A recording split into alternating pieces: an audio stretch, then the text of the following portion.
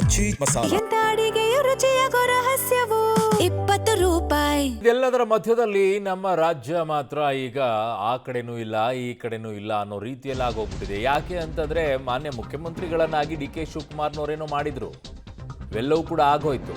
ಆದರೆ ಇನ್ನೊಂದು ಕಡೆಗೆ ಕಠಿಣ ಕಾನೂನಿನ ವಿಚಾರದಲ್ಲಿ ಕೇಂದ್ರ ಸಂಪುಟ ಒಪ್ಪಿಗೆಯನ್ನ ಕೊಡಬೇಕಾಗಿದೆ, ಕೊಡುತ್ತೆ. ಪ್ರಶ್ನೆ ಪತ್ರಿಕೆ ಸೋರಿಕೆ ತಡೆ ಮಸೂದೆಗೆ ಕ್ಯಾಬಿನೆಟ್ ಈಗ ಒಪ್ಪಿಗೆಯನ್ನ ಕೊಡ್ತಾ ಇದೆ. ಮಧ್ಯರಾತ್ರಿ ಮೋದಿ ಸಂದೇಶದಂತೆ ಕಠಿಣ ಕಾನೂನಿನ ತರಕ್ಕೆ ಮುಂದಾಗ್ತಾ ಇದ್ದಾರೆ.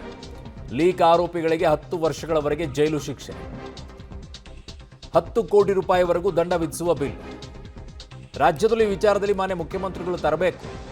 ಸಂಜೆ 4 ಗಂಟೆಗೆ ಕೇಂದ್ರ ಸರ್ಕಾರ ಸುದ್ದಿಗೋಷ್ಠಿ. ಪೇಪರ್ ಲೀಕ್ ತಡೆಗೆ ಹೊಸ ಕಠಿಣ ಕಾನೂನನ್ನು ತೆಗೆದುಕೊಂಡು ಬರ್ತಾ ಇದ್ದಾರೆ. ಸೊ ನಮ್ಮ ರಾಜ್ಯದಲ್ಲೂ ಕೂಡ ಈ ವಿಚಾರದಲ್ಲಿ ಆಗಲೇಬೇಕಲ್ವಾ, ಇದು ಅಪ್ಲೈ ಆಗುತ್ತೆ, ಯಾವುದೇ ರೀತಿಯಲ್ಲಿ ಸಮಸ್ಯೆ ಇಲ್ಲ. ಬಟ್ ಆದರೆ ನಮ್ಮ ರಾಜ್ಯದಲ್ಲಿ ಈಗಾಗಲೇ ಆಗಿದೆವಲ್ಲ ಅನೇಕವು ಪ್ರಶ್ನೆ ಪತ್ರಿಕೆ ಸೋರಿಕೆ ಮಾಡುವವರಿಗೆ ಶಾಕ್. ಇದನ್ನೇ ದೇಶ ಬಯಸ್ತಾ ಇದ್ದಿದ್ದು ನಿಮ್ಮಿಂದ, ಯಾಕೆ 2 ತಿಂಗಳು ಮೌನವಾಗಿದ್ರಿ ನೀವು ಅಂತ. ಹೊಸ ಕಠಿಣ ಕಾನೂನು ಜಾರಿಗೆ ಈಗ ಕೇಂದ್ರ ಸರ್ಕಾರ ಮುಂದಾಗಿದೆ. ಇದನ್ನೇ 2 ತಿಂಗಳಿನಿಂದ ಬಯಸ್ತಾ ಇದ್ದಿದ್ದು ನಿಮ್ಮಿಂದ. ಒಂದು ಹೇಳಿಕೆ ಬೇಕಾಗಿತ್ತು. ಸೋಮವಾರ ಹೊಸ ಮಸೂದೆ ಮಂಡನೆಯನ್ನ ಮಾಡ್ತಾರೆ. ಸೋಮವಾರ ಪ್ರಶ್ನೆ ಪತ್ರಿಕೆ ಸೋರಿಕೆ ಮಾಡಿದರೆ 10 ವರ್ಷ ಜೈಲು ಫಿಕ್ಸ್ ಸಾಬೀತಾಗಬೇಕಲ್ಲ. ಲೀಕ್ ಆರೋಪಿಗಳಿಗೆ 10 ಕೋಟಿಯವರೆಗೆ ದಂಡ ಇರಬೇಕಲ್ಲ, ನನ್ನ ಹತ್ರ ದುಡ್ಡು. 3 ತಿಂಗಳೊಳಗೆ ವಿಚಾರಣೆ ಅಂತ್ಯ ಆಗಬೇಕು ಅಂತಿದ್ದಾರೆ ಫಾಸ್ಟ್ ಟ್ರ್ಯಾಕ್ ಕೋರ್ಟ್.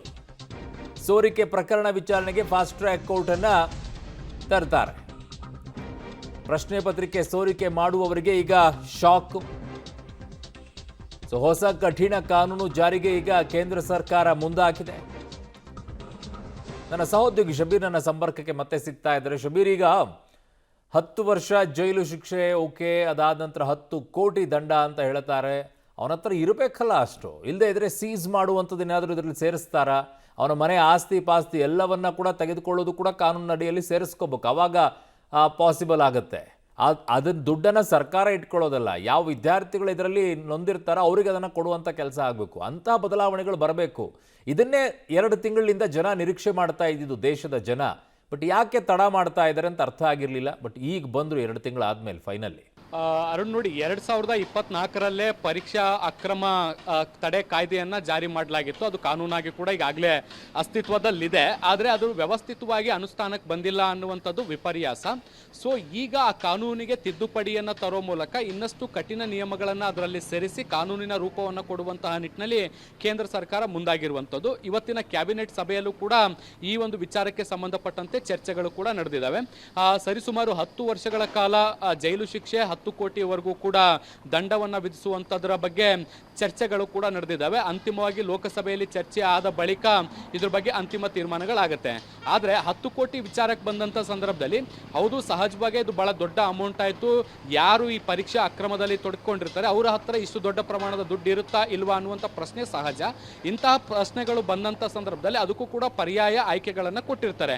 ಅದು ಈ ಆರೋಪಿಯ ಆಸ್ತಿ ಪಾಸ್ತಿಗಳನ್ನು ಮುಟ್ಟುಗೋಲು ಹಾಕ್ಕೊಳ್ಳುವಂಥದ್ದು ಸೇರಿದಂತೆ ಒಂದು ವೇಳೆ ದಂಡವನ್ನು ಪಾವತಿಯನ್ನು ಮಾಡಲಿಕ್ಕೆ ಸಾಧ್ಯವಾಗದಂಥ ಸನ್ನಿವೇಶಗಳಲ್ಲಿ ಜೈಲು ಶಿಕ್ಷೆಯನ್ನು ವಿಸ್ತರಿಸುವಂತಹ ಸಾಧ್ಯತೆಗಳನ್ನು ಕೂಡ ನಾವು ನೋಡಬಹುದು. ಆ ರೀತಿಯಾದಂಥ ಮಾರ್ಪಾಡುಗಳನ್ನು ಮಾಡುವಂಥ ಸಾಧ್ಯತೆಗಳಿದೆ.